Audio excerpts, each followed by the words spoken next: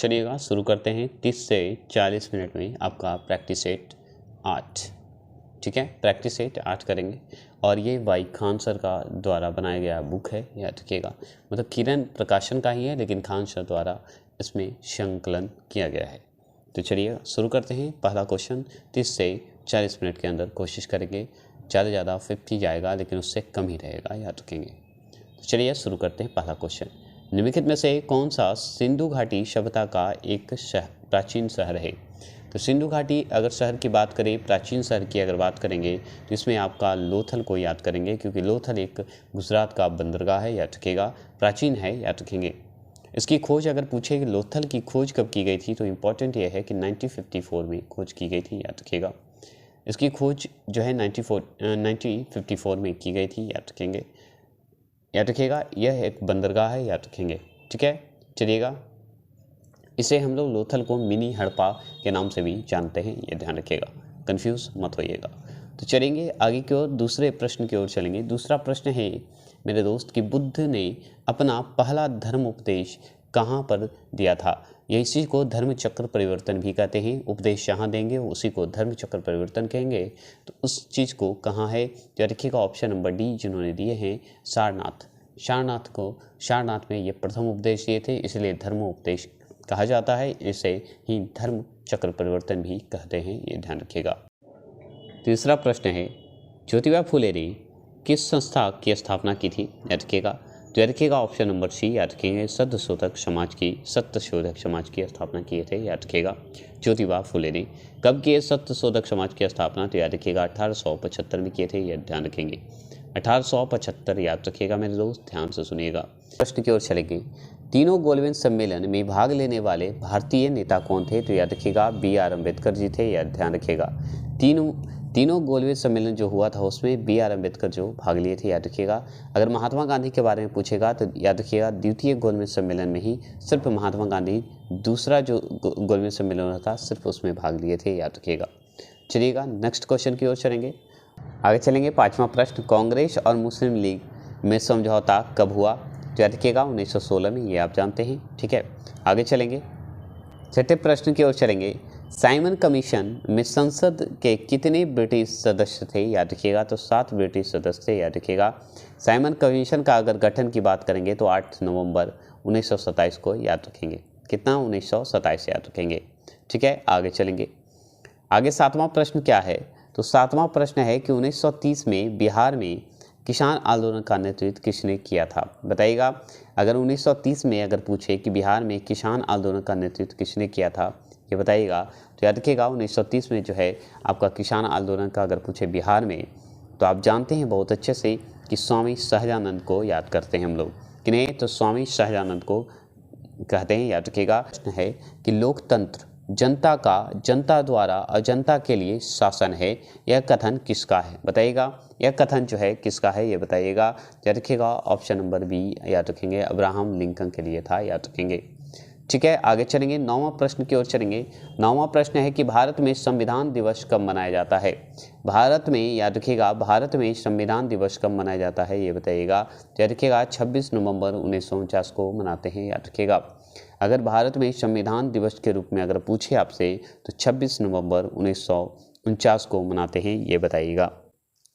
10वां प्रश्न की ओर चले गए। डॉक्टर भीमराव अंबेडकर निम्न में से किसके साथ संबंधित नहीं थे? डॉक्टर भीमराव अंबेडकर जो है निम्न में से किसके साथ जो है संबंधित नहीं थे, ये बताइएगा। तो आपके सामने ऑप्शन नंबर सी देखिए, राज्य का पुनर्गठन आयोग से संबंधित नहीं थे, ये ध्यान रखिएगा। डॉक्टर भीमराव अंबेडकर की अगर बात करें तो राज्य का जो पुनर्गठन हुआ था उससे संबंधित ये नहीं थे, याद रखिएगा। नहीं तो शेड्यूल कास्ट फेडरेशन से थे, बौद्ध धर्म से थे, संविधान निर्माण प्रक्रिया के थे ही मुख्य भूमिका में, ठीक है, याद रखिएगा। 11वें प्रश्न की ओर चलेंगे। 11वां प्रश्न है, भारतीय संविधान की प्रस्तावना में कितने प्रकार के न्याय का उल्लेख है? भारतीय संविधान की प्रस्तावना में कितने प्रकार के न्याय का उल्लेख है, ये बताइएगा। तो याद रखेंगे ऑप्शन नंबर बी, याद रखिएगा, 3 प्रकार के हैं, ये ध्यान रखेंगे। कितने प्रकार के हैं? तो 3 प्रकार के हैं, ये ध्यान रखिएगा। एक चीज़ यही बात याद रखेंगे। तो 3 प्रकार में कौन कौन आता है? तो याद रखिएगा सामाजिक आएगा, सामाजिक से सामाजिक याद रखिएगा। इकोनॉमिक मतलब ऐसे आर्थिक याद रखिएगा, और दूसरा राजनीतिक, आर से राजनीतिक याद रखिएगा। ऐसे अपना अपना तरीका है। तो 3 प्रकार के आते हैं प्रस्तावना। कितने प्रकार के? न्याय का उल्लेख करता है, सामाजिक, आर्थिक और राजनीतिक का जो है करता है। 12वां प्रश्न है कि कानूनी अधिसत्ता, देखिए कानूनी अधिसत्ता की संकल्पना पहली बार किसने प्रस्तुत की थी? किसने प्रस्तुत की थी? तो ऑप्शन नंबर ए हॉबस ने प्रस्तुत की थी, ये ध्यान रखिएगा। चलिए 13वां क्वेश्चन का देखिए कि राज्य के राज्यपाल को अध्यादेश जारी करने की शक्ति प्रयुक्त की जा सकती है। तो याद रखिएगा ऑप्शन नंबर एक देखिए राज्य की सूची में। आगे चलते हैं, 2 क्वेश्चन और दिखाते हैं आपको, मतलब ऑप्शन 3 और दिखाते हैं। चलिए आगे बढ़ते हैं। तो देखिए समवर्ती सूची में, राज्य एवं समवर्ती सूची में या संघ राज्य समवर्ती सूची में, किस में होगा ये बताइएगा। तो याद रखिएगा 13वां प्रश्न का ऑप्शन नंबर सी याद रखेंगे, राज्य एवं समवर्ती सूची दोनों में होंगे, ये ध्यान रखिएगा। चलिएगा आगे की ओर चलेंगे। आगे सवाल बनता है 14 का आंसर का जवाब दीजिएगा कि लोकसभा का अध्यादेश अपना जो है त्यागपत्र प्रेषित करता है। तो बताइएगा लोकसभा का जो अध्यक्ष है अपना त्यागपत्र किसे देगा, ये बताइएगा। किसे देकर अपना त्यागपत्र दे सकता है ये बताइएगा। तो याद रखिएगा लोकसभा के उपाध्यक्ष को देगा, ये ध्यान रखिएगा। ऑप्शन नंबर सी याद रखेंगे, लोकसभा के उपाध्यक्ष को देगा, ये ध्यान रखिएगा। आगे चलेंगे 15वां प्रश्न की ओर चलेंगे। 15वां प्रश्न है पंचायतों, नगर निगमों और नगरपालिकाओं के चुनाव हेतु संबंधित क्षेत्र को छोटे छोटे निर्वाचन क्षेत्रों में विभाजित किया जाता है, जो कहलाता है, क्या कहलाता है ये बताइए। 15वां प्रश्न का आंसर का जवाब देंगे। तो पंचायतों, नगर निगमों और नगरपालिकाओं के चुनाव हेतु संबंधित क्षेत्र को छोटे छोटे निर्वाचन क्षेत्रों में विभाजित किया जाता है, जो कहलाता है, क्या कहलाता है ये बताइएगा। तो याद रखिएगा ऑप्शन नंबर बी याद रखेंगे, वार्ड याद रखिएगा, वार्ड कहलाता है। चलिएगा 16वां प्रश्न की ओर चलेंगे। संविधान सभा में किसने कहा था कि राज्य के नीति निर्देशक सिद्धांत बैंक को दिए गए एक ऐसे चेक के समान है जो बैंक की सुविधा अनुसार ही दिया गया होगा। बताइएगा कौन बोले थे ये 16वां प्रश्न का। तो याद रखिएगा केटी शाह ने कहा था, याद रखिएगा केटी शाह ने कहा था, याद ध्यान रखेंगे केटी शाह ने कहा था, याद रखिएगा। चलेंगे आगे की ओर 17वें प्रश्न की ओर चलेंगे। 17वां प्रश्न है आपका कि निम्न में से किसने हाल ही में गुजरात के मुख्यमंत्री के रूप में शपथ ली? तो निम्नलिखित में से किसने हाल ही में गुजरात के मुख्यमंत्री के रूप में शपथ ली है ये बताइएगा। तो याद रखिएगा option number B Vijaya Rupani ने ली है, याद रखिएगा। ये अपडेट आप देख लीजिएगा, करंट अफेयर का मैं करवा दूंगा एग्जाम से पहले, कौन मुख्यमंत्री है, कौन राज्यपाल हैं, कौन कैसे हैं, सब करवा दूंगा। चलेंगे आगे की ओर बढ़ेंगे, ठीक है। आगे सवाल बनता है कि निम्न में से किस ग्रह को एक भी प्राकृतिक उपग्रह नहीं है? तो आप जानते हैं कि शुक्र का जो है एक भी उपग्रह नहीं है। आप जानते हैं, बहुत अच्छे से जानते हैं कि शुक्र का जो है एक भी उपग्रह नहीं है, ना कि बुध का है, ध्यान रखेंगे। आगे चलेंगे, आगे सवाल का जवाब दीजिए। 19वां प्रश्न की समान वर्षा वाले क्षेत्रों को जोड़ने वाली काल्पनिक जो रेखा है कौन सी है? काल्पनिक रेखा जो है बताइएगा, वर्षा वाले जो क्षेत्रों को जोड़ने वाली जो एक काल्पनिक रेखा है कौन सी है, उसका नाम क्या है ये बताना है। तो रखेंगे ऑप्शन नंबर बी समवर्षा रेखा कहलाता है, ये ध्यान रखिएगा। क्या कहलाता है? समवर्षा रेखा कहलाता है, याद रखिएगा। आगे चलेंगे 20वां प्रश्न की ओर चलेंगे। 20वां प्रश्न है मेरे दोस्त, 20वां प्रश्न है कि निम्नलिखित जो है दक्षिण अमेरिकी राष्ट्रों में से किसमें दक्षिणी अमेरिका क्षेत्र का सबसे बड़ा वन क्षेत्र है? बताइएगा सबसे बड़ा वन क्षेत्र है कौन सा है ये बताइएगा। तो याद रखिएगा 20वां प्रश्न का ऑप्शन नंबर बी याद रखिएगा, ब्राज़ील है, याद रखेंगे। तो निम्नलिखित दक्षिणी अमेरिकी राष्ट्र में से किसमें दक्षिण अमेरिका क्षेत्र का सबसे बड़ा वन क्षेत्र है? तो ब्राज़ील का है, ये ध्यान रखिएगा, बहुत ही इंपॉर्टेंट है। इसका सर्वाधिक अगर क्षेत्रफल आपसे पूछ देता है वन का, मतलब ब्राज़ील का वन का, तो याद रखिएगा 477,698 याद रखिएगा 0980 वर्ग किलोमीटर क्षेत्र में विस्तृत है, ये ध्यान रखेंगे। दक्षिण अमेरिका विश्व का चौथा बड़ा महाद्वीप है, याद रखिएगा, ठीक है, क्लियर। आगे बढ़ते हैं 21वां प्रश्न की ओर चले रहे हैं। 21वां प्रश्न है याद रखिए मुरादाबाद जो है खाली जगह के कार्य हेतु प्रसिद्ध है और उसने विश्व भर में हस्तकला उद्योग याद रखिए उद्योग में अपना आला स्थान बनाया है। आला मतलब अलग स्थान बनाया है, यहाँ पे गलत हो गया है, आला स्थान बनाया है, अलग स्थान बनाया है, ये पूछ रहा है। तो बताइएगा इसका आंसर का जवाब दीजिएगा मुरादाबाद का। बताइएगा मेरे दोस्त इसका आंसर का जवाब। ऑप्शन नंबर ए याद रखिएगा पित्तल। याद रखेंगे मुरादाबाद जो है पित्तल के कार्यों के लिए प्रसिद्ध है। याद रखिएगा उसने विश्व भर में हस्तकला उद्योग में अपना अलग स्थान बनाया था। याद रखिएगा ये अलग है, ग लग जाएगा, ठीक है। चलेंगे 22वां प्रश्न की ओर चलेंगे। 22वां प्रश्न है कि तांगनिका झील जो है कहाँ स्थित है। तो तांगनिका जो झील है वह कहाँ है, तो याद रखेंगे अफ्रीका में है। तो याद रखिएगा तांगनिका जो है झील पूछेगा तो अफ्रीका को याद करिएगा, ये कांगो नदी पर है, इसका पानी जो है कांगो नदी में बहती है। याद रखिएगा इसका जो पानी है, तांगी झील का जो पानी है वो कांगो नदी में बहती है, ये ध्यान रखिएगा। आगे सवाल है कि बांग्लादेश भारत के अलावा किस देश के साथ अपनी सीमा का साझा करता है। तो बताइएगा बांग्लादेश जो है भारत के साथ तो बनाते ही हैं, ये जानते हैं, और कौन से देश के साथ साझा करती है ये बताइएगा।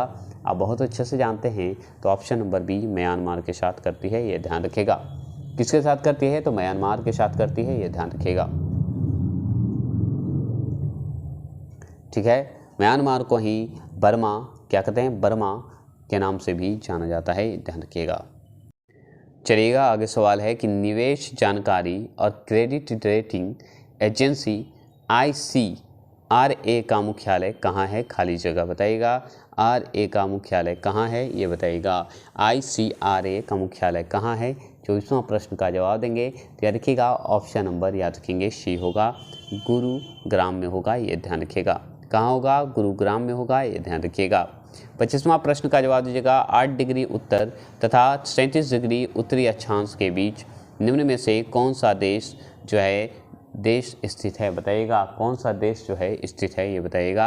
8 डिग्री उत्तर और 37 डिग्री उत्तरी अक्षांश के बीच जो है निम्न में से कौन सा देश जो है स्थित है ये बताइएगा। आपके सामने 25वां प्रश्न का ऑप्शन है। तो याद रखिएगा भारत जो है हमारा स्थित है, ध्यान रखेंगे। कौन है, तो भारत जो है हमारा स्थित है, याद रखिएगा। 8 डिग्री 4 मिनट उत्तरी अक्षांश है, 8 डिग्री 4 मिनट इसको कहते हैं, याद रखिएगा। और 37 डिग्री 6 मिनट जो है उत्तरी अक्षांश पे स्थित है, याद रखिएगा। अगर पूर्वी देशांतर की अगर बात करिएगा तो याद रखिएगा वो 68 डिग्री 7 मिनट, याद रखेंगे। 7 मिनट जो है पूर्वी देशांतर से लेके आपको 97 याद रखिएगा 97 डिग्री से 25 मिनट जो है आपको पूर्वी देशांतर तक फैला हुआ है, ठीक है। क्लियर हो गए। तो अगर आपसे पूछेगा भारत की अगर स्थिति पूछेगा तो याद रखिएगा कि 8 डिग्री 4 मिनट उत्तरी अक्षांश से लेके 37 डिग्री 6 मिनट उत्तरी अक्षांश तक के बीच जो है भारत का है, उत्तरी अक्षांश में है, याद रखिएगा। स्थित है, याद रखेंगे। और पूर्वी देशांतर से पूछे तो आप 68 7 मिनट बोलिएगा से लेके 97 डिग्री से लेके 25 मिनट बताइएगा, ठीक है। चलेंगे 26वां प्रश्न की ओर चलेंगे। महाराष्ट्र में पश्चिम घाट किस नाम से जाना जाता है। महाराष्ट्र में अगर पूछे कि पश्चिम घाट जो है किस नाम से जाना जाता है ये बताइएगा। तो 26वां प्रश्न का आंसर का जवाब दीजिएगा। सह्याद्री के नाम से जाना जाता है। किस नाम से जानते हैं, तो सह्याद्री के नाम से जानते हैं, याद रखिएगा। तो सांस्कृतिक नाम है सह्याद्री पर्वत, याद रखिएगा। तो पश्चिमी घाट का सांस्कृतिक नाम अगर पूछे तो सह्याद्री पर्वत बोलिएगा। महाराष्ट्र के पश्चिमी घाट के नाम से भी जाना जाता है। 27वां प्रश्न का क्वेश्चन देखिए। निम्नलिखित में कौन सी नदी जो है डेल्टा नहीं बनाती है। डेल्टा नहीं बनाती है तो बात करते हैं। तो देखिए इसमें ऑप्शन थोड़ा सा अलग अलग है। सी यहाँ है, ए यहाँ है, बी यहाँ है और डी यहाँ है, ठीक है। तो याद रखिएगा इसका आंसर याद रखेंगे ऑप्शन नंबर जो यहाँ बी दिखा रहा है ना, नर्मदा, याद रखिएगा नर्मदा नदी होगा, ये ध्यान रखिएगा। इसमें क्वेश्चन में थोड़ा सा कन्फ्यूजन हो गया है। सी पहले कर दिया है, ए बीच में है, फिर बी है, उसके बाद डी है। तो उस हिसाब से बी आपका आंसर जो नर्मदा है वो सही होगा। क्योंकि देखिए नर्मदा नदी जो है डेल्टा नहीं बनाती है, महानदी गंगा और कावेरी ये सब बनाती है, ये ध्यान रखिएगा। चलेंगे आगे की ओर, ठीक है। आगे चलते हैं। आगे है क्वेश्चन कि नदी जो है याद रखिएगा, नदी जो है दक्षिण गंगा कहलाती है। जो नदी जो है दक्षिण गंगा कहलाती है वह क्या है बताइएगा। उसका नाम बताइएगा क्या है, बताइएगा। 28वां प्रश्न का तो ऑप्शन नंबर बी याद रखिएगा, गोदावरी। कहलाती है, याद रखिएगा। नदी जो है दक्षिण गंगा कहलाती है, गोदावरी कहलाती है, ध्यान रखिएगा। गोदावरी को ही दक्षिण का गंगा कहते हैं, याद रखिएगा। इसका अगर पूछते कि गोदावरी का जो है उद्गम स्थल पूछते आपसे, तो उद्गम स्थल आप महाराष्ट्र से निकली है। इसका अगर पूछा जाए तो महाराष्ट्र में जाती है, याद रखेंगे। तेलंगाना में जाती है, याद रखिएगा। एपी आंध्र प्रदेश में जाती है, याद रखिएगा। और जाके कहाँ गिरती है तो WB बंगाल की खाड़ी में गिरती है, ठीक है। ओके, कोई दिक्कत नहीं है। चलेंगे आगे की ओर। आगे सवाल है कि मयूरभंज खनिज क्षेत्र स्थित है। मयूरभंज जो है खनिज क्षेत्र कहाँ स्थित है, ये बताइएगा। तो याद रखिएगा, मयूरभंज की अगर बात करते हैं, मयूरभंज की अगर बात करते हैं तो याद रखिएगा उड़ीसा में याद करेंगे। तो मयूरभंज खनिज जो है उड़ीसा में पाई जाती है, इतना ध्यान रखिएगा। आगे चलिएगा फटाफट खत्म करते हैं। तूर दाल, याद रखिए, तूर दाल को अन्य किस नाम से जानते हैं, तो अड़हर के नाम से जानते हैं, ये ध्यान रखिएगा। अड़हर में कार्बोहाइड्रेट, कैल्शियम, लोहा और कैल्शियम का महत्वपूर्ण स्रोत होता है, ये ध्यान रखिएगा। आगे की ओर चलेंगे, 31 का चलेंगे। तटीय मैदानों और उत्तर भारत के मैदान में उत्कृष्ट मृदा है, क्या है बताइएगा। तटीय मैदानों और उत्तर भारत के मैदानों में उत्कृष्ट मृदा है, क्या है बताइएगा। तो ऑप्शन नंबर ए जड़ोर, याद रखिएगा, जड़ोर मृदा है, याद रखेंगे, मतलब जड़ोर मिट्टी है, याद रखेंगे। चलेंगे 32 का आंसर का जवाब दिया, खाली जगह है। डेल्टा बुक भारत में जानवरों, वनस्पतियों और कवकों की दुर्लभ, याद रखिएगा, और लुप्त प्रजातियों के दस्तावेजीकरण के लिए स्थापित एक राजकीय दस्तावेज है, क्या दस्तावेज है ये बताइएगा। आपके सामने 4 ऑप्शन है, जवाब देंगे। एक 32वां प्रश्न का ऑप्शन नंबर सी, याद रखिएगा, रेड है, याद रखेंगे। क्या है तो रेड डाटा बुक जो है भारत का, याद रखिएगा, जिसमें आपको लुप्त जितने भी प्रजाति हैं उसके बारे में जानकारी मिलती है और बनाया जाता है, दस्तावेज तैयार किया जाता है। 33 प्रश्न का जवाब दिया, बाजार मांग वक्र होता है। बाजार का मांग जो है वक्र होता है, तो याद रखिएगा ऑप्शन नंबर बी, व्यक्तिगत उपभोक्ताओं के मांग वक्र का क्षैतिज योग होता है, ये ध्यान रखिएगा। आगे चलेंगे, आगे सवाल बनता है 34वां प्रश्न की ओर चलेंगे।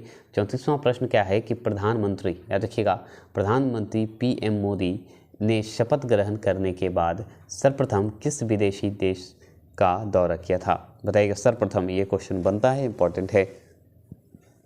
तो सबसे पहले वो ऑप्शन नंबर सी, नेपाल का दौरा किया था, याद रखिएगा, प्रधानमंत्री नरेंद्र मोदी। आगे चलेंगे, आगे की ओर चलेंगे। आगे सवाल, विश्व जनसंख्या दिवस कब मनाया जाता है, ये प्रश्न है। 35वां प्रश्न का जवाब देंगे, विश्व जनसंख्या दिवस कब मनाते हैं, बताइएगा। विश्व जनसंख्या दिवस कब मनाते हैं ये बताइएगा। तो ऑप्शन नंबर ए 11 जुलाई को मनाते हैं, याद रखिएगा। अगर आपसे पूछे कि विश्व जनसंख्या दिवस कब मनाते हैं तो याद रखिएगा 11 जुलाई को मनाते हैं, याद रखिएगा। इसका उद्देश्य क्या था कि बढ़ोतरी जनसंख्या को नियंत्रित करना है, रोकना है, याद रखिएगा, ठीक है, जागरूक करना है, याद रखेंगे। 36वां प्रश्न की ओर चलेंगे। 36वां प्रश्न है कि लोकप्रिय लोक नृत्य गरबा किस भारतीय राज्य से संबंधित है, तो आप गरबा की जैसे ही बात करेंगे आप अपनी गुजरात को याद करेंगे। गरबा और डांडिया अगर याद करना है तो गुजरात को याद करेंगे। हरियाणा में घूमर और लूर, फाग, ये सब जो है हरियाणा को याद करेंगे। महाराष्ट्र में लवनी और डिंडी, याद रखिएगा। राजस्थान में गनगौरा और घूमर दोनों है, याद रखेंगे। चलिएगा, बस सुन लीजिए, वो काफ़ी है। मधुमक्खी पालन का वैज्ञानिक नाम क्या है, तो मधुमक्खी पालन की अगर बात करें तो एपीकल्चर को याद करेंगे। मधुमक्खी पालन एपीकल्चर से संबंधित है, याद रखिएगा। सेरीकल्चर रेशम से संबंधित है, याद रखिएगा। चलिएगा आगे क्यों चलेंगे, 38वां प्रश्न की ओर चलेंगे। 38वां प्रश्न है कोशिका की खोज की गई। कोशिका की खोज किसने की है ये पूछना चाह रहे हैं, तो बताइएगा रॉबर्ट हुक ने की थी, याद रखिएगा। रॉबर्ट हुक द्वारा किया गया था कोशिका की खोज, याद रखिएगा। ऑप्शन नंबर ए याद रखेंगे। आगे सवाल है कि पाश्चुरीकरण, याद रखिएगा, ये मैं वन लाइनर में भी करवा चुका हूँ। 1998 में भी क्वेश्चन का जो है प्रीवियस ईयर चला है सार संग्रह का, उसमें भी हुआ है। एक क्वेश्चन जस्ट वो पूछती है पाश्चुरीकरण जो है एक क्या है बताइएगा। और मैंने साइंस का भी क्वेश्चन में करवाया हूँ, बताइएगा। 39 का आंसर का जवाब ऑप्शन नंबर डी, याद रखिएगा। निम्न और उच्च ताप पर उपचार है, याद रखिएगा। आगे की ओर चलेंगे, 40वां प्रश्न की ओर। थोड़ा सा धुंधला होगा लेकिन मैनेज करिएगा, याद रखिएगा। मैं पढ़ रहा हूँ, याद रखिए। 40वां प्रश्न, श्वसन तंत्र का पहला अंग जो है, पहला अंग कौन है, कौन सा है, याद रखिएगा श्वसन तंत्र जो सांस लेते हैं उसका पहला अंग कौन सा है, ये पूछ रहा है आपसे। तो रखिएगा आपका नाक होगा और कुछ नहीं होगा, नाक से ही सांस लेते हैं, सबसे पहला वही होता है, ये ध्यान रखिएगा। आगे की ओर चलेंगे, 41वां प्रश्न की ओर चलेंगे। 41वां प्रश्न है कि महाधमनी, याद रखिएगा धमनी है, याद रखिएगा महाधमनी के शीर्ष पर शुरू होती है। महाधमनी के शीर्ष पर, महाधमनी है खाली जगह, के शीर्ष पर शुरू होती है, तो कहाँ, दाहिना नीलय, बायां नीलय, दाहिनी आलिंद या बायां आलिंद, बताइएगा कहाँ होता है। तो याद रखिएगा ऑप्शन नंबर बी, याद रखिएगा बायां नीलय में होता है, याद रखिएगा महाधमनी। याद रखिएगा बाएं में, मतलब हृदय के, महाधमनी जो कहने का मतलब है आपका 41वां कि हृदय के बाएं भाग का सबसे बड़ा जो बड़ा और निचला कक्ष जो है बायां नीलय कहलाता है। हृदय का वही महाधमनी का शीर्ष जो है कहाँ से, शीर्ष जो है पर शुरू होता है, तो याद रखिएगा बायां नीलय से, मतलब हृदय के बाएं भाग वाला जो बड़ा, सबसे बड़ा और निचला कक्ष जिसे बायां नीलय कहते हैं, उसी के पास होता है, याद रखिएगा। समझ गए। चलिएगा आगे की ओर चलेंगे। 42 का आंसर का जवाब देंगे। 42 है भ्रूण को जन्म देना। भ्रूण को जन्म देना कहलाता है, खाली जगह है, तो भ्रूण को जन्म देना कहलाता है, क्या कहलाता है ये बताइएगा। याद रखिएगा ऑप्शन नंबर सी, याद रखिएगा प्रसव कहलाता है, याद रखेंगे। अगर भ्रूण की अगर बात करें तो प्रसव का याद करेंगे, ठीक है। आगे चलेंगे 43 का आंसर का बात करेंगे। नेचुरल सिलेक्शन, याद रखिए नेचुरल सिलेक्शन का सिद्धांत जो है किसने प्रतिपादित किया था। नेचुरल सिलेक्शन का सिद्धांत जो है किसने प्रतिपादित किया था ये बताइएगा। तो याद रखिएगा डार्विन ने किया था, याद रखेंगे। तो याद रखिएगा प्राकृतिक चयन का सिद्धांत में अगर पूछेगा, प्राकृतिक चयन को ही नेचुरल सिलेक्शन कहते हैं, याद रखिएगा। तो नेचुरल सिलेक्शन कहिए या प्राकृतिक चयन कहिए कि चार्ल्स डार्विन ने दिया था, याद रखेंगे। समझ गए। ये क्वेश्चन दोबारा रिपीट हो रहा है, इसमें नहीं, नेक्स्ट वीडियो था आपका 7वां, उसी का है। याद रखिए एड्स एक क्या है, जनित रोग है। एड्स क्या है, एक वायरस है कि जीवाणु है कि माइकोप्लाज्मा है या कवक है, बताइएगा। तो याद रखिएगा एड्स एक आपका वायरस है, याद रखिएगा, याद रखेंगे। वायरस है, HIV है, या HIV वह वायरस है जिससे कि एड्स होता है, यह ध्यान रखिएगा, ठीक है। क्लियर हो गए। आगे चलेंगे 45 का आंसर का जवाब देंगे। 45 में है कि निम्नलिखित विकल्पों में से पूर्ण, याद रखिए निम्नलिखित विकल्पों में से पूर्ण रूप जो है उत्पादक बीजक उत्पादन पौधे का नाम चुने। पूर्ण रूप उत्पादक बीजक उत्पादन पौधे का नाम चुनिए, कौन सा होगा, याद रखिएगा। 45 का आंसर का जवाब दीजिएगा। तो याद रखिएगा option number B, bread mould होता है, याद रखिएगा। क्या होता है, ब्रेड मोल्ड होता है, याद रखेंगे। मतलब कहने का मतलब है कि सड़ती हुई जो सब्जी होती है, जेली होती है, ब्रेड होती है आदि पर लगने वाला जो काली फफूंदी को ब्रेड मोल्ड भी कहते हैं, उसी को ये पूछ रहा था, ठीक है। चलेंगे आगे की ओर, आगे चलेंगे। आगे 46 का आंसर करवा दीजिए। विटामिन बी की कमी से बीमारी होती है। विटामिन बी की कमी से आप जानते हैं बेरी बेरी की बीमारी होती है, आप बहुत अच्छे से जानते हैं, बहुत स्पष्ट है, जानते हैं। विटामिन B1 से बेरी बेरी की होती है। विटामिन सिर्फ बी पूछा है इसलिए बेरी बेरी कर दीजिए, कोई दिक्कत नहीं है। चलेंगे आगे की ओर। 47 का आंसर का जवाब दीजिएगा। 47 में है गैस एजेंसियों द्वारा सिलेंडरों के ओजोन स्तर को अपघटित करती है। कैसे करती है ये बताइएगा। गैस एजेंसियों द्वारा जो है सिलेंडरों के ओजोन स्तर को क्या है, अपघटित करती है। कैसे करती है ये बताइएगा। तो 47 में मतलब क्या होता है उसमें बताइएगा। तो याद रखिएगा उसमें आपको ऑप्शन नंबर ए द्रव होता है, याद रखिएगा।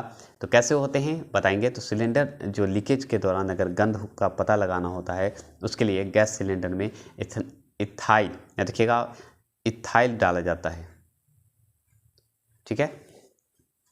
क्या डालते हैं, इथाइल डालते हैं, याद रखिएगा। इसमें प्रोपेन व ब्यूटेन का मिश्रण होता है, याद रखिएगा। ब्यूटेन का मिश्रण होता है, याद रखेंगे। LPG गैस में, याद रखेंगे। तो इसका ऑप्शन नंबर ए द्रव के अवस्था में होता है, ये ध्यान रखिएगा।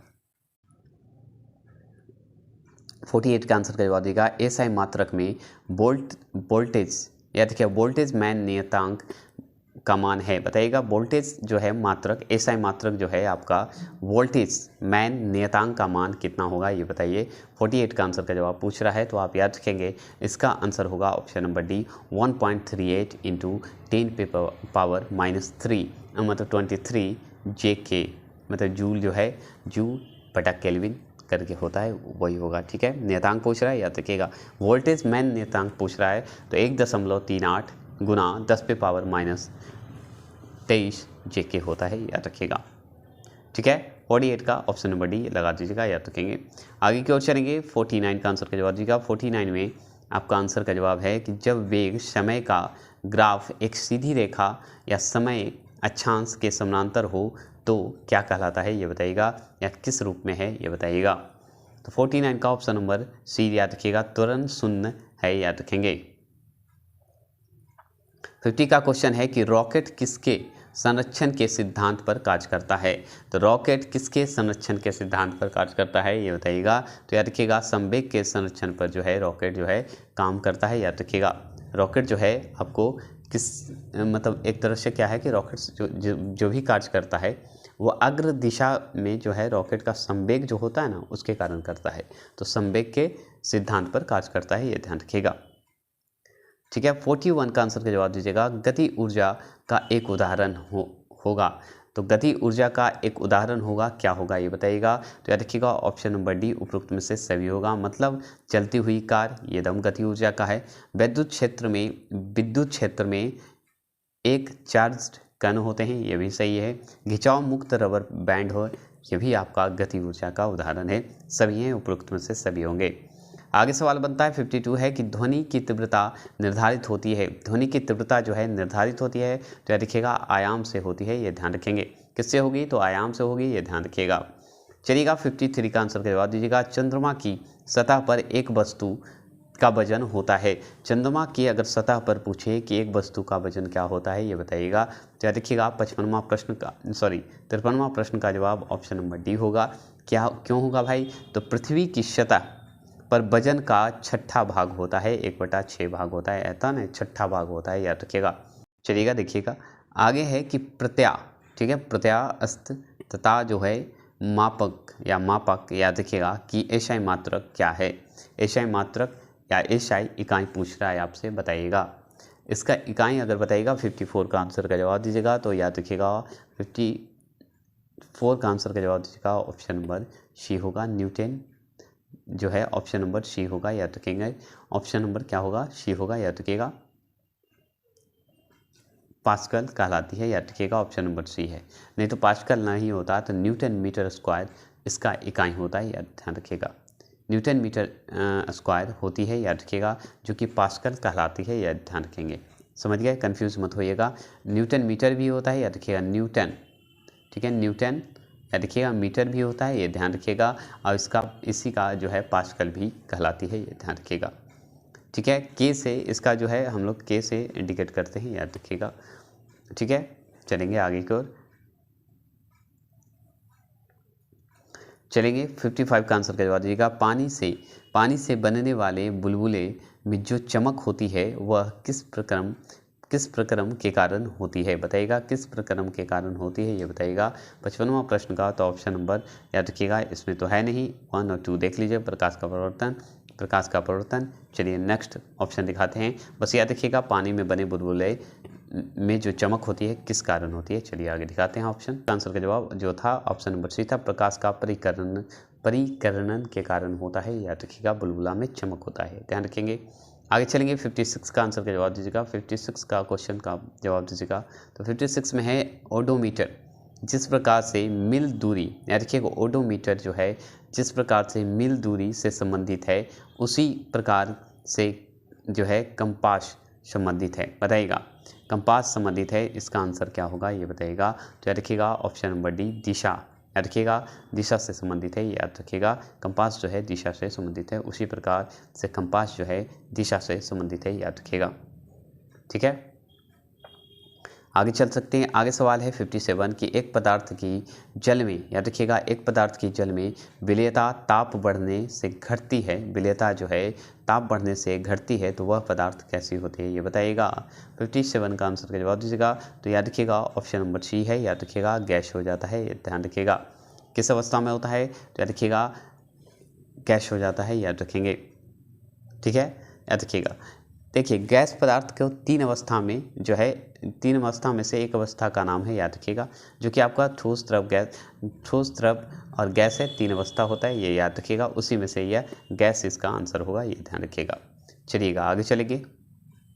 आगे 58 का आंसर करवा दीजिएगा, निम्न में अधातु बताएं निम्न में से अधातु बताइए। तो याद रखिएगा धातु अगर आपसे पूछे तो ऑप्शन नंबर सी याद रखिएगा एफ होगा, फ्लोरीन होगा। याद रखिएगा फ्लोरीन की अगर आवर्त सारणी पूछे तो 17 होगा। याद रखिएगा 17 समूह का प्रथम रासायनिक तत्व है। याद रखिएगा, कोई दिक्कत नहीं। चलेंगे आगे की ओर, ऑप्शन नंबर सी होगा, याद रखेंगे। चलेंगे आगे की ओर। आगे 59 का आंसर क्या जवाब दीजिएगा। 59 का है कि निम्नलिखित कणों में किसका द्रव्यमान सबसे अधिक है। तो बताइएगा सबसे जो है किसका द्रव्यमान जो है सबसे अधिक है, कणों में से किसका द्रव्यमान जो है सबसे अधिक है। द्रव्यमान जो है पूछ रहा है सबसे अधिक किसका है। तो देखिएगा अल्फा कण का जो है द्रव्यमान जो है आपका सबसे ज़्यादा है। याद रखेंगे ऑप्शन नंबर बी याद रखेंगे। तो अल्फा कण का द्रव्यमान जो है सबसे अधिक होता है। याद रखिएगा क्योंकि अल्फा कण के पास जो है 2 प्रोटॉन होते हैं, इसके पास 2 प्रोटॉन होते हैं। याद रखिएगा प्रोटॉन होते हैं, याद रखेंगे 2 प्रोटॉन होते हैं और बताइएगा 2 प्रोटॉन और 2 न्यूट्रॉन होते हैं, 2 न्यूट्रॉन होते हैं। याद रखिएगा न्यूट्रॉन होते हैं, याद रखेंगे। क्लियर, चलेंगे आगे की ओर। चलिएगा 60 क्वेश्चन है, BE, BMG तथा AL में निम्नलिखित में से किसका जो है द्वितीय आयनन विवाह अधिक होती है। तो याद रखिएगा बी का जो है सबसे ज़्यादा आयनन होता है। याद रखिएगा बी मतलब ब्रोमीन का जो है सबसे ज़्यादा आयनन होता है, ये ध्यान रखिएगा। क्योंकि देखिए BE का ब्रोमीन पढ़ते हैं हम लोग, याद रखेंगे ब्रोलियम पढ़ते हैं। याद रखिएगा Mg से मैग्नीशियम पढ़ते हैं, बी से तो बोरॉन बताइए दिए, ठीक है। और AL से एल्युमिनियम पढ़ते हैं, ध्यान रखिएगा। चलेंगे आगे को 61 का आंसर का जवाब दिएगा। निम्नलिखित में से कौन सा जो है स्थान गलत है, कौन सा जो कथन जो है आपका गलत है, स्थान पढ़ दिया सॉरी। निम्नलिखित में से कौन सा जो है कथन जो है गलत है, ये बताइएगा। तो कथन की अगर बात करें तो ऑप्शन नंबर ए याद रखिएगा, पीत का रस अम्लीय होता है, ये बताइए, ये गलत है आपका, ठीक है। तो 61 का जो है गलत है, क्योंकि अम्लीय होता है यह कथन गलत है। याद रखिएगा पीत रस का स्रवत जो है ये आप देख रहे हैं, पित्त रस का जो है आप जो है यकृत मतलब लीवर द्वारा होता है स्रवित, ठीक है, स्रवित होता है, तो ये एकदम सही है, ठीक है। अमाशय रस में अम्ल होता है, एकदम सही है। अमाशय रस में अम्ल होता है, ये सही है। पित्त रस क्षारीय होता है, ये सही है। अम्लीय नहीं होता है, ये ध्यान रखिएगा। चलेंगे 62 का आंसर जवाब दीजिएगा। 62 में है कि अमोनियम आयन है। अमोनियम आयन क्या है, तो याद रखिएगा एक संयुग्मी अम्ल है, याद रखिएगा। 63 का आंसर का जवाब दीजिएगा। 63 का आंसर का जवाब दीजिएगा कि रासायनिक परिवर्तन KClO3 का जो है KCl में क्लोरीन का ऑक्सीकरण अंक कितना है। तो अगर क्लोरीन का ऑक्सीकरण अंक पूछे आपसे तो बताइएगा कितना है। आपको बढ़ जाता है, घट जाता है, बढ़ जाता है, घट जाता है, इसी ऑप्शन में पूछना है। 4-6 के अंतर में पूछना है, बताइएगा।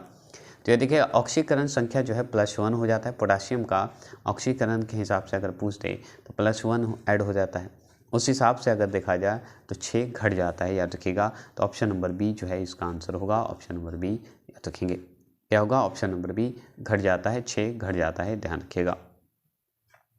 आगे सवाल बनता है कि लोहे पर, याद रखिए लोहे पर कलई के लिए बताइएगा, लोहे पर कलई के लिए निम्नलिखित में से किस धातु का उपयोग किया जाता है जिससे कि इसके क्षय को रोका जा सकता है। मतलब कौन सा लेप लगाया जाता है, ये सवाल है घुमा के। तो आप जानते हैं कि जिंक लगाया जाता है कि इसका इसका जो कार्बन जो है वो ना लगे, जंग ना लगे, ये ध्यान रखिएगा, ठीक है। चलिएगा 65 का आंसर का जवाब दीजिएगा। निम्नलिखित में से कौन सा जीवाश्म ईंधन नहीं है, कौन सा जो है जीवाश्म ईंधन नहीं है, ये बताइएगा। निम्नलिखित में से कौन सा जो है जीवाश्म ईंधन नहीं है, तो याद रखिएगा ऑप्शन नंबर डी याद रखिएगा। यूरेनियम जो है इसका जीवाश्म ईंधन नहीं है, याद रखिएगा। नहीं तो कोयला, प्राकृतिक गैस, पेट्रोलियम सब जो है जीवाश्म गैस है, याद रखिएगा। जीवाश्म ईंधन कर सकते हैं, याद रखिएगा। चलिएगा 66वां प्रश्न की ओर चलेंगे। 66वां प्रश्न है कि किसी भी प्राकृतिक कच्चे माल, याद रखिए पौधे या जानवर से हैं, यहाँ पे बना हुआ है पौधे या जानवर से होगा। तो याद रखिएगा किसी भी प्राकृतिक कच्चे माल के बिना बनाए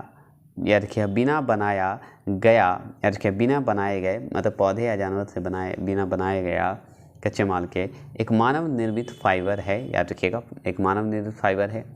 यह कोयले, पानी, हवा में तैयार किया गया था। याद रखिएगा, यह पहला प्रमाण जो है पहला पूर्ण, याद रखिएगा, पहला पूर्ण सिंथेटिक फाइबर था, उसका नाम क्या है। इतना लंबा किया ना, इसमें डायरेक्ट था कि मानव निर्मित कौन सा ऐसा फाइबर का नाम बताइए जो कि सिंथेटिक फाइबर था, बताइएगा क्या है। 66वां प्रश्न का जवाब दीजिएगा। तो याद रखिएगा ऑप्शन नंबर आप बी देंगे, नायलॉन है। ठीक है, नायलॉन है, याद रखिएगा ऑप्शन नंबर बी है, यह ध्यान रखेंगे। चलिएगा आगे चलेंगे, 67 का आंसर का जवाब देंगे। तो याद रखिएगा 67 की अगर बात करें, 67 की, तो बिहार के किस वकील ने असहयोग आंदोलन के समय अपनी लाभप्रद वकालत छोड़ दी थी। लाभप्रद जो है वकालत छोड़ दी थी 67 में, यह जवाब दीजिएगा। बिहार के मतलब बताइएगा कौन वकील था, उसका नाम बताइएगा। बिहार के जो वकील थे उनका नाम, तो याद रखिएगा राजेंद्र प्रसाद थे। याद रखिएगा ऑप्शन नंबर बी सही है, राजेंद्र प्रसाद थे, यह ध्यान रखिएगा। कौन थे? राजेंद्र प्रसाद। चलिए आगे की ओर बढ़ते हैं। सवाल है कि बिहार में तेल शोध कारखाना कहाँ है। तो याद रखिएगा बिहार में तेल शोध कारखाना जो है आपको ऑप्शन नंबर सी बरौनी में ही है सिर्फ, याद रखिएगा।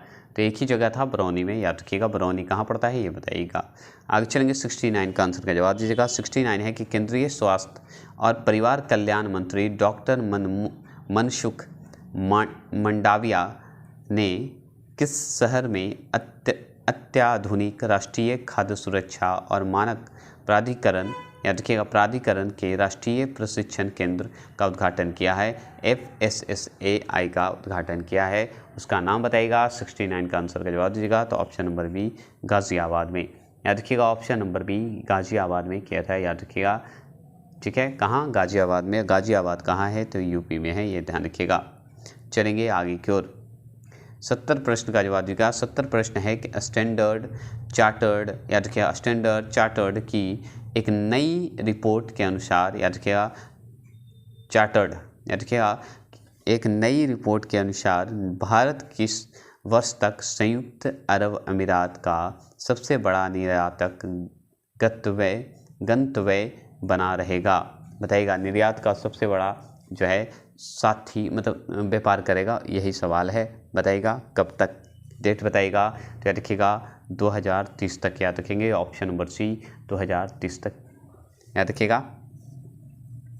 सबसे बड़ा निर्यात करेगा और क्या, तो ऑप्शन नंबर सी 2030 तक। 71वां प्रश्न की ओर चलेंगे। 71वां प्रश्न है कटक निम्नलिखित में से किस प्रख्यात हस्ती से संबंधित है। कटक, कटक जो है आपको कहाँ पड़ता है ये बताइएगा। अब कटक बहुत ही सटीक है और कटक फेमस है, इसलिए आप लोग को पता होगा तो कमेंट करिएगा। तो कटक जो है निम्नलिखित में से किस प्रख्यात हस्ती से संबंधित है ये बताइएगा। 71 का आंसर करवा दिएगा। तो option number A Subhash Chandra Bose से संबंधित है, ये ध्यान रखिएगा। ठीक है, कटक याद रखेंगे, उड़ीसा में है, ये मैं कमेंट कर दिया, मैंने बता दिया, याद रखिएगा। चलिएगा 72 का आंसर करवा दिएगा। टीपू सुल्तान इनमें से किस स्थान से संबंधित है। तो टीपू सुल्तान की अगर बात करते हैं तो हम लोग जानते हैं टीपू सुल्तान हमारा श्रीरंगपट्टनम से संबंधित था, याद रखिएगा। श्रीरंगपट्टनम से संबंधित है, याद रखिएगा। तो याद रखिएगा 20 नवंबर 1750 में कर्नाटक के देवनाहल्ली में जन्म जो है टीपू सुल्तान का जन्म हुआ था, याद रखिएगा। तो कब हुआ था टीपू सुल्तान का जन्म, तो 20 नवंबर याद रखिएगा 1750 में, याद रखिएगा। कर्नाटक में, कर्नाटक के देवनाहल्ली में, याद रखिएगा, टीपू सुल्तान का जन्म हुआ था, याद रखेंगे। फतेह अली खान साहब था, याद रखिएगा, पूरा नाम इसका टीपू सुल्तान का, याद रखेंगे। चलिएगा आगे सवाल बनता है कि भारतीय संविधान, याद रखिए, भारतीय संविधान के निम्नलिखित में से किस अनुच्छेद कर्मकारों के लिए निर्वाह मजदूरी का आदि प्रावधान जो है निर्दिष्ट, याद रखिएगा, किया गया है। निर्दिष्ट मतलब प्रावधान किया गया है, किस अनुच्छेद में डाला गया है ये बताइएगा, किसके तहत किया गया है ये बताइएगा। 73 का आंसर का जवाब देगा। याद रखिएगा ऑप्शन नंबर डी अनुच्छेद 40 के तहत किया गया है, याद रखेंगे। अनुच्छेद 40 के तहत किया गया है, याद रखेंगे। 70 याद रखिएगा। 73 के अनुसार जो है आपका क्या किया गया है, ऑप्शन नंबर डी याद रखिएगा, अनुच्छेद जो है 40। चलेंगे आगे। सवाल बनता है बक्सर का युद्ध किस वर्ष लड़ा गया था। बक्सर का युद्ध अगर बात करें तो 22 से 23 अक्टूबर, याद रखिएगा 22 अक्टूबर 1764 हो या 23 अक्टूबर 1764 हो, याद रखिएगा। तो 1764 में हुआ था बक्सर का युद्ध, याद रखेंगे। बक्सर का युद्ध किसके किसके बीच हुआ था ये आप कमेंट करेंगे क्योंकि बहुत ही फेमस है, याद रखेंगे। याद रखिएगा अवध के नवाब सूरजदौला और मुग़ल बादशाह दोनों मिलके मतलब वो भी थे, या बंगाल के नवाब मीर कासिम, तीनों मिलके अंग्रेज़ों के खिलाफ लड़े थे, ये ध्यान रखिएगा। ठीक है, 75वां प्रश्न की ओर चलेंगे। 75वां प्रश्न है समन्वयी, याद रखिए समन्वयी धर्म दीन ए इलाही, समन्वयी धर्म दीन ए इलाही शाब्दिक अर्थ ईश्वर का धर्म की स्थापना किसके द्वारा की गई है। तो धर्म दीन ए इलाही की स्थापना जो है किसके द्वारा की गई है ये पूछ रहा है। तो याद रखिएगा ऑप्शन नंबर ए अकबर के अनुसार किया गया है, ये ध्यान रखिएगा। चलेंगे आगे की ओर चलेंगे। 76वां प्रश्न है विश्व की तीसरी सबसे लंबी नदी कौन सी है। तो अगर पूछे विश्व की तीसरी सबसे लंबी नदी की अगर बात करें तो आप बहुत अच्छे से जानते हैं ऑप्शन नंबर ए, याद रखिएगा तांग तज्जी, याद रखिएगा तांग तज्जी जो है विश्व का सबसे लंबी नदी, तीसरी सबसे लंबी नदी है, याद रखिएगा तांग तज्जी, याद रखेंगे। ठीक है, 74 का आंसर करवा दीजिएगा। इसे एसी यांगजी भी कहते हैं, याद रखिएगा। ठीक है, क्या कहेंगे, यांगजी भी कहते हैं। एशिया का सबसे बड़ा नदी माना जाता है, याद रखिएगा। और दुनिया का तीसरा सबसे बड़ी नदी मानी जाती है, याद रखिएगा। ये वर्तमान में चीन में है, याद रखेंगे। चीन में बहती है, याद रखिएगा। वर्तमान में है कब, चीन में बहती है। 1931 में पहली, याद रखिएगा 1931 में पहली भारतीय बोलती फिल्म रिलीज हुई थी। इस फिल्म का नाम क्या था। बोलती फिल्म की अगर बात करें तो आलम आरा की बात करते हैं। 77 का ऑप्शन नंबर बी, याद रखिएगा। ठीक है, आगे की ओर चलेंगे। 78 के आंसर की ओर चलेंगे। 78 है वृक्ष, याद रखिए वृक्ष का जनमत संग्रह कब हुआ था। वृक्ष, याद रखिए वृक्ष या वृक्ष था, ठीक है वृक्ष, ठीक है, याद रखिएगा। वृक्ष का जनमत संग्रह जो है कब हुआ था। तो जून 2016 में हुआ था। ऑप्शन नंबर डी जो है इसका आंसर सही होगा, याद रखिएगा। ये वृक्ष जो है दो शब्द में है, ब्रिटेन और एक्सिट से मिलकर बना है वृक्ष। इसका मुख्य जो है इसका अर्थ जो है ब्रिटेन का यूरोपीय संघ है, याद रखिएगा। ठीक है, याद रखेंगे। चलेंगे 79 का आंसर करवा देगा। वर्ल्ड बैंक की, याद रखिएगा वर्ल्ड बैंक की ईज ऑफ, याद रखिएगा वर्ल्ड बैंक की ईज ऑफ डूइंग बिजनेस, याद रखिएगा बिजनेस 2020 के अनुसार भारत की रैंकिंग क्या है बताइएगा। तो याद रखिएगा वर्ल्ड बैंक की ईजी, याद रखिएगा ईज ऑफ, याद रखिएगा यूज ऑफ डूइंग, याद रखिएगा डूइंग बिजनेस बताइएगा 2020 के अनुसार भारत की रैंकिंग क्या है ये बताइएगा। 79 का आंसर करवा दीजिएगा। तो याद रखिएगा ऑप्शन नंबर सी, याद रखेंगे 63 है, याद रखेंगे। कितना है तो 63 है, याद ध्यान रखिएगा। चलिएगा, इसके बारे में अगर थोड़ी सी जानकारी लें तो इसका एक बड़ी वजह थी कि मौजूद जो हैं भारत के प्रधानमंत्री नरेंद्र मोदी, याद रखेंगे पीएम जो है, याद रखिएगा भारत के प्रधानमंत्री नरेंद्र मोदी की सरकार द्वारा किए गए ये आर्थिक सुधारों को माना जाता है, याद रखिएगा। इसलिए इसकी रैंकिंग जो है 63वां हो गई है, याद रखिएगा। 80 प्रश्न की ओर चलेंगे। 80 प्रश्न है कि जापान की संसद को क्या कहा जाता है। तो अगर पूछे जापान की संसद को क्या कहते हैं तो आप बहुत अच्छे से जवाब दीजिएगा। जापान की संसद को याद रखिएगा राष्ट्रीय मतलब जापान की राष्ट्रीय अगर कहें तो डाइट कहते हैं, याद रखिएगा। क्या कहते हैं, डाइट कहते हैं। तो द नेशनल डाइट कहते हैं, याद रखिएगा। डाइट भी कहते हैं या डाइट भी कहते हैं, ध्यान रखिएगा। चलिएगा 81 का आंसर करवा दीजिएगा। 81 है कि 1848 में लॉर्ड डलहौजी के कार्यकाल के दौरान लागू हुए सुधार का नाम बताइए। तो 1848 में लॉर्ड डलहौजी के कार्यकाल के दौरान लागू हुए सुधार का नाम बताइए, क्या होगा। तो याद रखिएगा ऑप्शन नंबर सी, याद रखिएगा व्यापक, ठीक है व्यापक रखिएगा। व्यापक का सिद्धांत होगा, याद रखिएगा व्यापक का सिद्धांत होगा, ये ध्यान रखिएगा। मतलब कहने का मतलब है कि ये था हड़प नीति की सिद्धांत कहते हैं, इसे हड़प नीति भी कह सकते हैं, हड़प नीति भी कहते हैं, याद रखिएगा। 82 का आंसर करवा दिया। किस पशु को भारत का राष्ट्रीय धरोहर पशु घोषित किया गया बताइएगा। किसे राष्ट्रीय धरोहर जो है घोषित किया गया है? राष्ट्रीय धरोहर पशु किसे घोषित किया गया है ये बताइएगा। तो देखिएगा इसका ऑप्शन नंबर बी याद रखेंगे, हाथी। किसे? तो ऑप्शन नंबर बी हाथी को याद रखेगा। चलेंगे आगे की ओर। 83 का आंसर का जवाब दीजिएगा। निम्नलिखित में से कौन सा जो है यूनेस्को का विश्व धरोहर स्थल भारत जो है नहीं है? मतलब विश्व यूनेस्को में जो है यूनेस्को का विश्व धरोहर स्थल में नहीं माना गया है, मतलब भारत का ही है लेकिन स्थल में नहीं माना गया है। तो देखिए चार मीनार को हम लोग नहीं मानते हैं, याद रखिएगा, यूनेस्को से नहीं जोड़ा गया है। लेकिन लाल किला को जोड़ा गया है, विश्व धरोहर स्थल माना गया है। ताजमहल को माना गया है और एलिफेंट के गुफा को भी माना गया है, लेकिन चार मीनार को नहीं माना गया है। बस इसे ध्यान रखिएगा। चलिए नेक्स्ट क्वेश्चन की ओर चलते हैं। 84 का आंसर का जवाब दीजिएगा।